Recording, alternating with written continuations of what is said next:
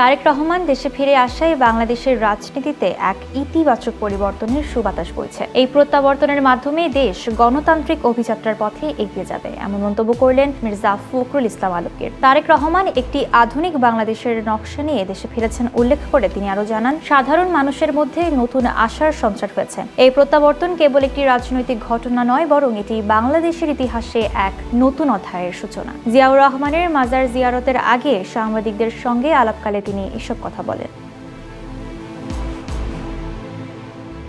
এর আগে গণসংবর্ধনা অনুষ্ঠানে ফখরুল দাবি করেন, দীর্ঘ সময় প্রবাসে থাকলেও তারেক রহমান সফলভাবে দলের গণতান্ত্রিক আন্দোলনকে এগিয়ে নিয়েছেন।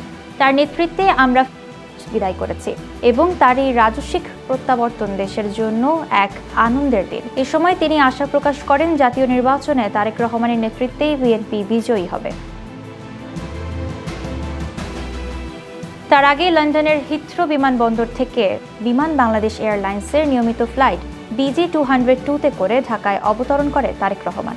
তার সঙ্গেই দেশে ফেরেন স্ত্রী ডক্টর জুবাইদা রহমান এবং কন্যা ব্যারিস্টার জাইবা রহমান। বিমানবন্দরে তাকে ফুলের তোড়া দিয়ে উষ্ণ অভ্যর্থনা জানান মির্জা ফখরুল ইসলাম আলমগীর সহ স্থায়ী কমিটির সদস্যবৃন্দ। এরপর রাজধানী ঢাকার পূর্বাচল সংলগ্ন 300 ফিটে গণসংবর্ধনায় যোগ দেন তিনি। গণসংবর্ধনা অনুষ্ঠান শেষে তারেক রহমান সরাসরি রাজধানীর এভার কেয়ার হাসপাতালে বেগম খালেদা জিয়াকে দেখতে যান।